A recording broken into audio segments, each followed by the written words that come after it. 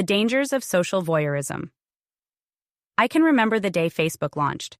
Everyone was suddenly logging on to their computers simultaneously, creating Facebook profiles, and immediately started adding friends. We only added people we knew personally, and we immediately started talking back and forth on our Facebook walls. These were the early days of social media, when it was initially intended as a two-way platform. But today, most people aren't using it to communicate back and forth in this way. Instead, it functions more as a broadcast style of communication. There are those who are creating content, the minority, and those who are consuming it, the majority. It is far from a two-way communication stream. The way the masses are consuming social media, such as Instagram, has gone beyond mere spectating and has become voyeuristic. Voyeuristic, adjective.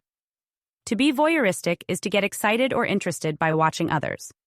Although this word often has a sexual connotation, it can also be used for any kind of secondhand excitement.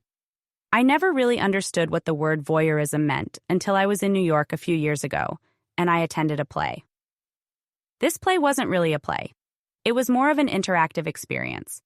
To be honest, it was an absolutely wild experience that taught me what voyeurism is, by getting me, along with the rest of the audience, to experience it. The purpose of the play was a critique of human behavior and our natural inclination to want to watch one another. All audience members became voyeurs. Okay, now I have probably really confused you. But let me explain how this play worked. We all bought tickets and waited to go in.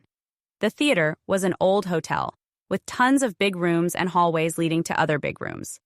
Instead of being led to seats, we were led into a room where we stood until the actors appeared. There was a huge mass of us standing all together in the room. As we stood packed in the room, the actors began their performance in front of us. It was wildly different from watching a play with actors on a stage. We were in the room with them, and they were drawing off of our energy, making it clear they knew we were in the room with them, watching them. The actors then moved to another room, and the audience, or spectators, followed along to keep watching. The spectators became increasingly intrigued by the actors as time went on. Whenever the actors left the room, the audience began to run after them, hurrying so as not to miss anything. Sometimes, the audience would move so fast it would almost beat the performers to the next room. Their voyeuristic curiosity was so intense. I was more fascinated by the way the other audience members were behaving than by the performance. It was amazing watching behavior change as the performance went on and as people's curiosity intensified. I had an aha moment standing there. This is what social media is doing to us. It has harnessed the essence of voyeurism, and our curiosity has turned us from interested observers to voyeurs. The overall interest is more connected to the act of watching than it is to the individual being watched. In a modern application, voyeurism is more about gaining an intimate look into someone else's world. This doesn't have to be something sexual or physical. I would argue that seeing inside someone's home is, in itself, intimate. This is what people are now doing every day through social media. They are opening their homes, allowing their daily lives to be observed, often very voyeuristically. Have you thought about this? Until I saw that live production, I never thought of it this way. I was constantly filming in my home, never realizing I was opening my life in such an intimate way to people I would not necessarily let into my real life. I mean, when you put it in terms of the play I watched, posting on social media in real time is like having a crowd of people following you around in your day and in your home. I would argue this is modern-day voyeurism. While I still do film and post updates from home, I'm now much more conscious of this aspect of social media, and I've scaled it back considerably. The real reason I am talking to you about all of this is not to crucify social media, or media in general. Really, the bottom line of all of this is to remind you, we are not meant to be spectators in our lives. We are not meant to be merely entertained or watch others voyeuristically, because if we become consumed by consuming, we aren't living our lives.